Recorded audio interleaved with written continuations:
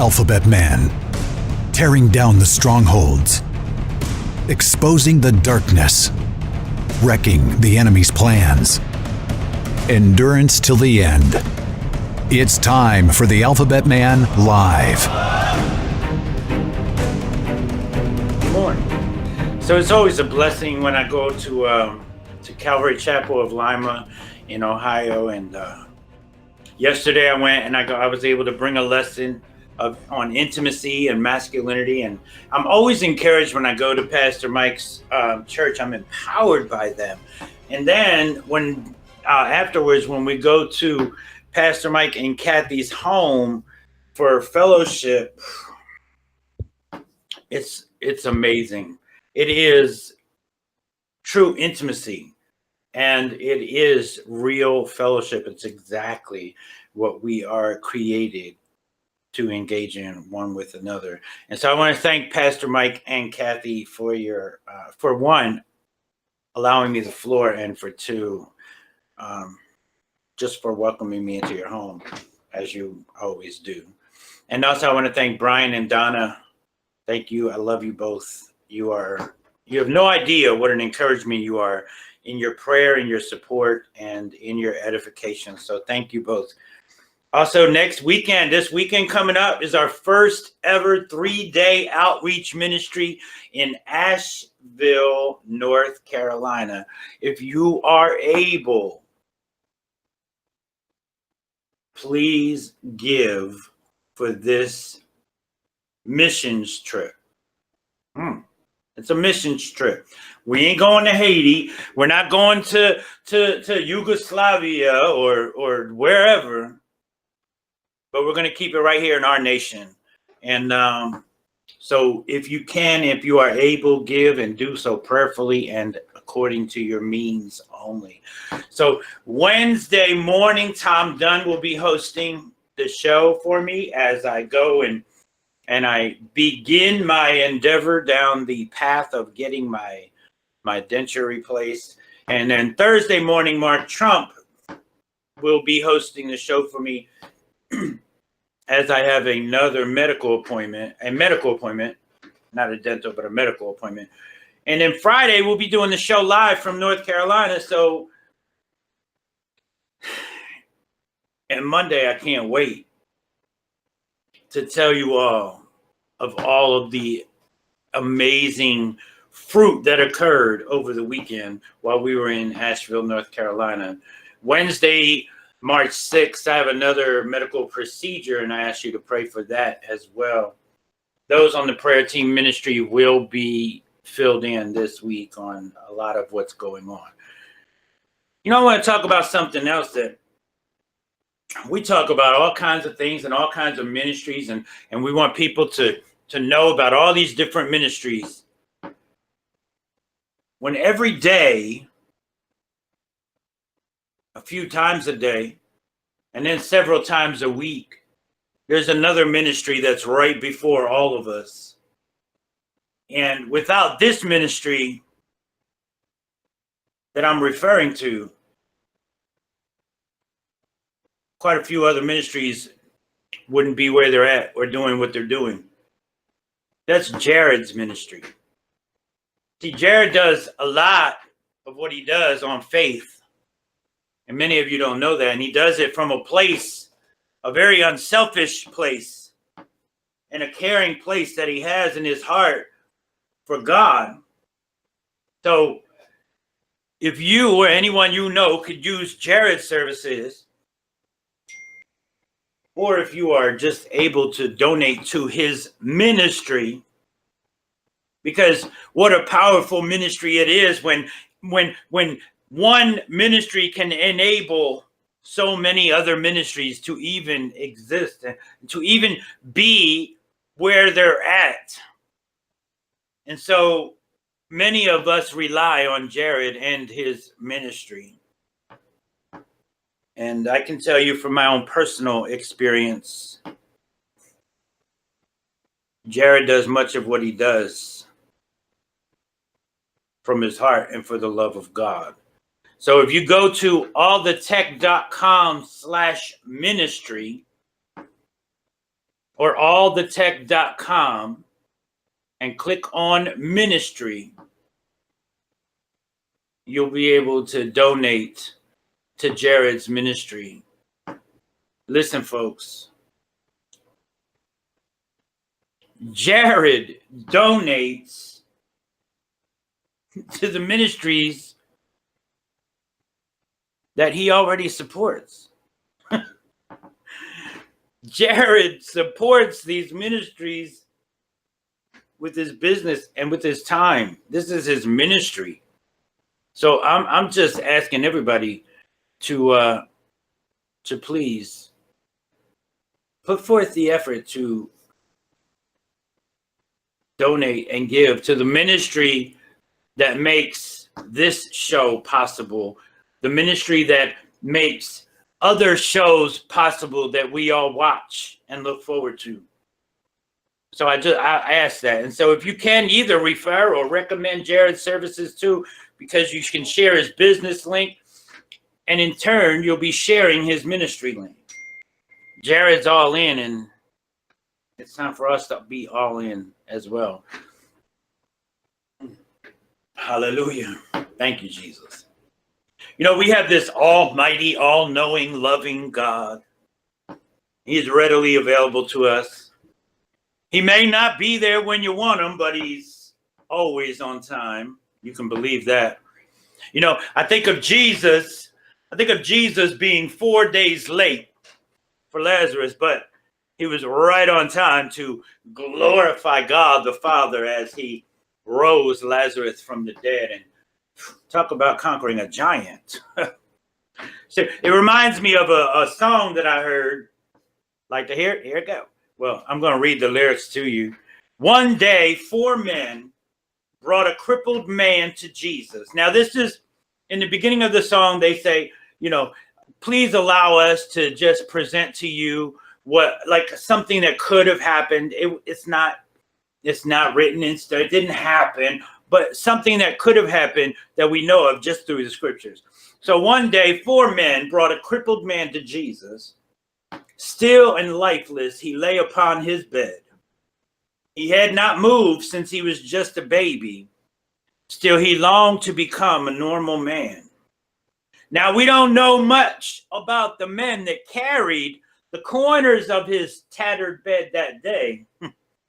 But if we may create an illustration, we'll see what these men might have had to say. Suppose that the first man said, I hate to doubt it, for Jesus touched my eyes when I was blind. He made me see, and there's no doubt about that. But this man, his needs are more serious than mine.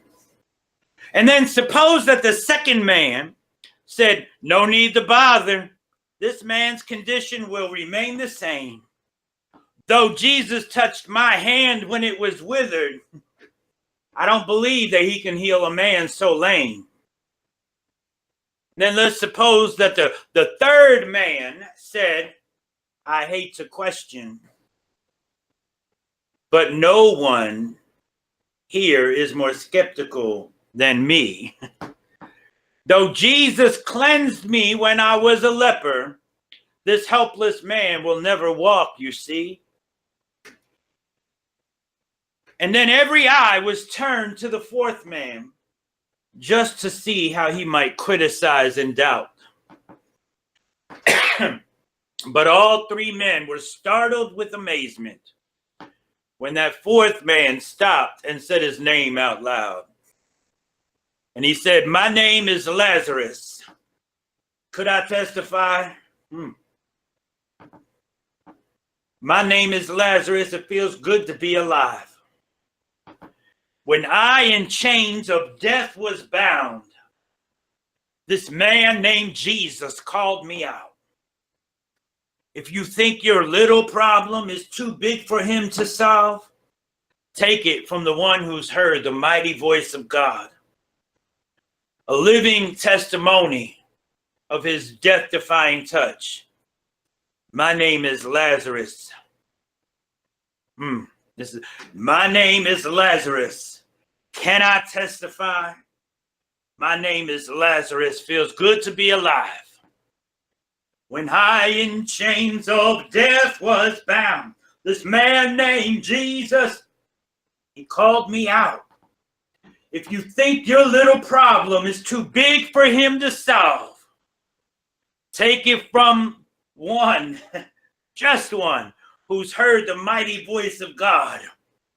A living, breathing, walking testimony to his death-defying touch.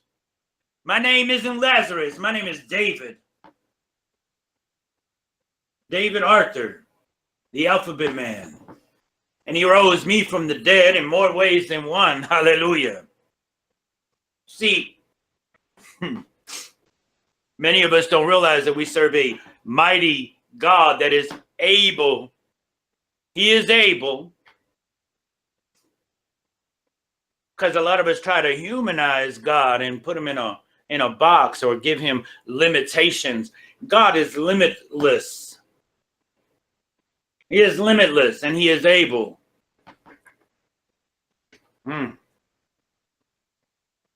Hallelujah. So,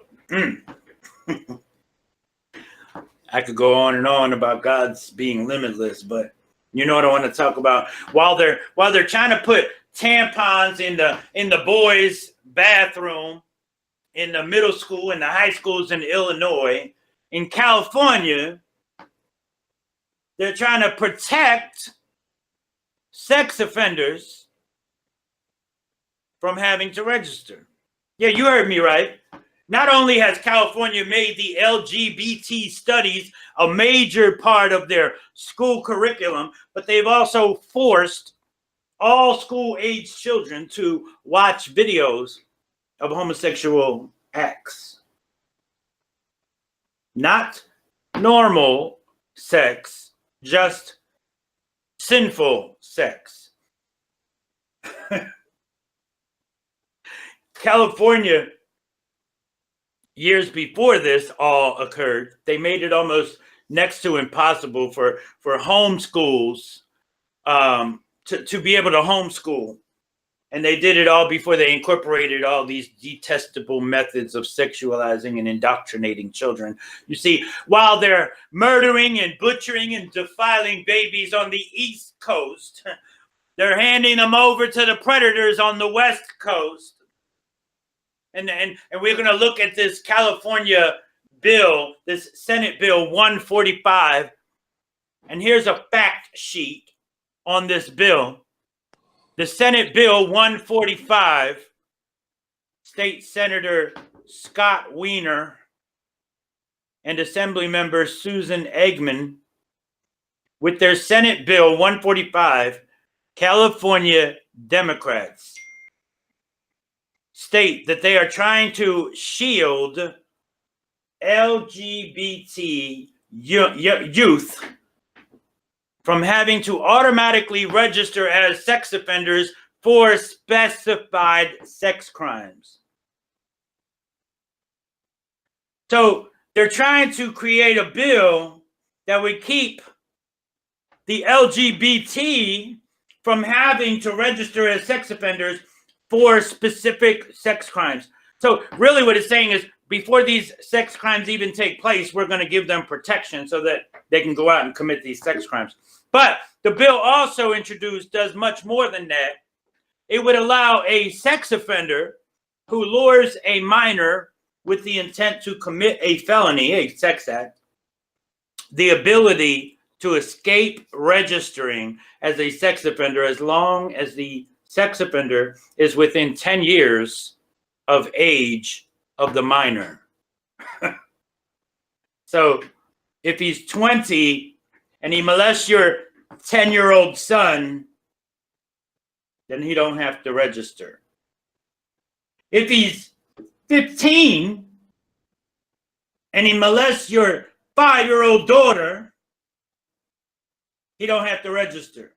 Matter of fact, they're going to make it so that his case probably goes away because he's underage.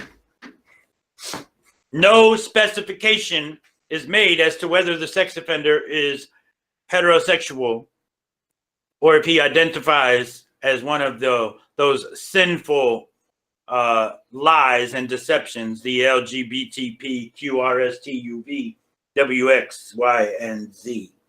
The issue here is that the author's press release states the bill is intended to bring parity in who has to register as a sex offender and who doesn't, stipulating that SB 145 does not apply to intercourse of any kind with minors who are age 14 or younger. What does that say? That this bill doesn't apply to intercourse of any kind with minors who are 14 or younger. So for those crimes, mandatory sex offender registration will continue to be the case for all forms of intercourse. Okay, so maybe I was wrong and I jumped to a conclusion. I doubt it, but maybe I jumped to a conclusion. But the actual text of the bill goes much further than that. But David, that's where they're going to go. Oh, absolutely. That's exactly where they're going. And that's really where this bill is taking it, because if they get their way and they get to drop the age of consent to 11, then that would automatically void that clause for anyone who is 14 or younger. It would have to go to 11 or younger. And yes, they are trying to push the age limit to 11. And you can thank the recently departed Ruth Bader Ginsburg for that. Yes, sir. David? Well, here, this is what we talked about on Coach's show this morning, right? On the abortion side of it. This is how they do it. They do it one little piece of legislation at a time. Yep. It's how they do it. We're watching it happen, and we're watching it work for them, and yet we don't want to do the same thing in the right direction. Right, and see, and that's why it's high time that we do. And Roger, you wanted to come in? Oh, I was there. I was just going to say, I sent you an article about female sports. These people are going to cannibalize themselves. I mean, here in various states, all of the girls' trophies are starting to go to transgender guys. But you hear nothing about the parents of the girls being upset about it. Exactly, because a lot of them, whether they're upset or not, they're not going to voice their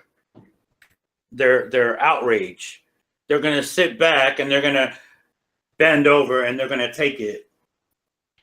So, but let's go back to this bill, because see, it introduces a lot more than just what is covered so far.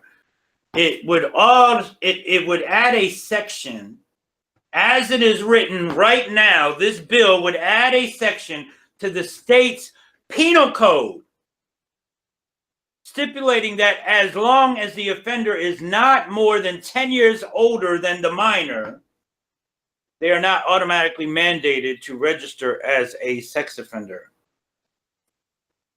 So again, if they change the penal code, then that little clause of minors who are age 14 or younger would mean nothing, because it would be a clause in a bill and not, they're going to change the state's penal code. David, they're trying to take the teeth out of the whole thing. It's ridiculous. That's the law. People don't even get that. That is the law. They're going to add a section to the law by introducing a bill. And it's going to say that as long as the sex offender is not more than 10 years older than the minor, they are not automatically mandated to register as a sex offender. So, like I said, if he is 20 and your child is 10, they're going to use that section of the penal code to outdo that clause in that paragraph before about being 14 or younger. Heterosexual or homosexual sex is not specified, nor is any age limit or range specified, except for existing law that already excludes lewd acts with children under 14. Look, existing law that already excludes lewd acts with children under 14. But if they add that to the penal code that says not more than 10 years older than the minor, then that existing law doesn't exist. SB 145 would open the door for adults to victimize minors by luring them with the intent to have sex with them, and then shield the predator from being automatically registered as a sex offender. For example, under SB 145, a 25-year-old luring a 15-year-old, a 20-year-old luring a 12-year-old, or a 19 luring a 9-year-old would be shielded under the proposed legislation. Yes, Roger. David, you are being so close-minded. Now, come on. What? I mean, come on. This is 2020. You're living in the dark ages, brother. Right. And you know what? These dark ages, the dark ages are the only place to be that there's a light at the end of that tunnel. In the dark ages is the only place to be right now with a light at the end of the tunnel. Amen. See, in plainer words, certain sexual predators will be able to live among us without our being aware of them. Now, you know what? I'm going to say this, okay? And I don't think it's not a secret. It's on my website. It's in my testimony. And I don't think I've ever even spoken on my show before. But you know what? I'm going to say this. As a registered sex offender, okay, I don't think that there should be a sex offender registry. However, I do believe that anyone, any predator should have to register. Because, see, that would take about probably 80% of the sex offender registry off, because a very low percentage of them are considered predators. But that would also mean that not just sexual predators, that would mean that financial predators, scammers, those types of things, people that have made it their goal to go out and rob old people and set them up, and that kind of predators should have to register. Predators of any kind. Because let me say this, and a wise man once said to me, David, we're all sex offenders. Most of us just haven't been caught yet. Most of us haven't been arrested and had to register. You see, the sex offender registry, I think it's kind of an infringement, because although I might feel that some sex offenders or some offenders should register, it's really an infringement, if I'm using the right word, on their rights, because I did my time. See, what I think is fascinating about this right here, right now, is I got an email from myself, go figure, with my full name on it, and said, oh, well, you're on the sex offender registry and your name is David Arthur. And see, I don't put my all my information out there because I'm on the sex offender registry, because I don't want people showing up at my home, because my address is on the sex offender registry. But it's never been a secret. Jared, can we go to the I Belong Amen website and click on Meet David Arthur? and scroll down where it says update, I believe. There we go. No, up. Up a little bit more. Up a little bit more. There we go. Added April of 2016. Allow me to be transparent for a moment. Not many years ago, in the 90s, I was accused of a crime that I was not guilty of. And many of you may not believe this, but listen, if I was guilty of the crime I was accused of, I would admit it right here, right now, because there's absolutely nothing that they could do, because I already pleaded out on it, which is really an admission of guilt without saying that you're guilty. I was, however, guilty of committing that very crime many times over, just not in the instance which I was accused. You see, I was accused of doing something to a boy under the age of 14. And I wasn't guilty of the crime I was being accused of in that situation.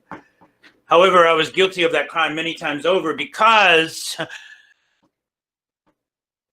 and I'm going to state a few facts right here. I was molested. I was recruited as a child. The men that traumatized me used the fact that I had no father in my life because he committed suicide. So to play on the fact that I was seeking love and attention and intimacy from a male figure. See, I do not state these facts to blame, and I don't state them to excuse what I did once I was old enough to make those decisions. I was a monster. I did unspeakable things to men and teenage boys across this entire country. That includes intentionally and purposely trying and succeeding to infect many with HIV. Yes, I was a monster. And don't pity me because I made the choice to become a monster. And I know that it was a choice because now I choose not to do any of those things by the power of Jesus Christ within me, because me alone is powerless. From turning to homosexuality and then transgenderism and ultimately becoming a molester myself, a recruiter to the LGBT movement, that dark movement became the false sense of love and security I sought for so many years. I then watched how common it was for children to be recruited or molested into that dark world. These children, younger than teenagers, were being lured in with money and drugs and alcohol, a place to stay, material things, and whatever else could be used to seduce a common teenage boy or girl. These boys and girls are used in ways that I'd rather not describe, but as a matter of fact, I can't. And they're passed around and they're profited off of, and then they're tossed away like a common piece of garbage. And I believe it's why so many young men and women on the streets are addicted to drugs and alcohol, and they're on psych meds, and they have no sense of value. They don't know that they're fearfully and wonderfully made. These vulnerable addicts are used in the porn industry and sex trafficking and on the street corners selling their bodies. I know I was a part of this movement. You see,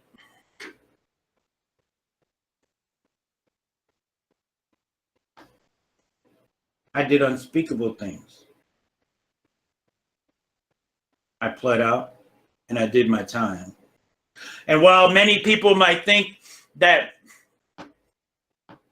sex offenders should have to register, there are a lot of people out there that think that they shouldn't have to register because it is an infringement on their rights after they do their time for the crime. Because if we're going to have a sex offender registry, then we should have a thief registry and a scammer registry and an adulterer registry, or I'm sorry, not an adulterer, because sin isn't against the law around here anyway.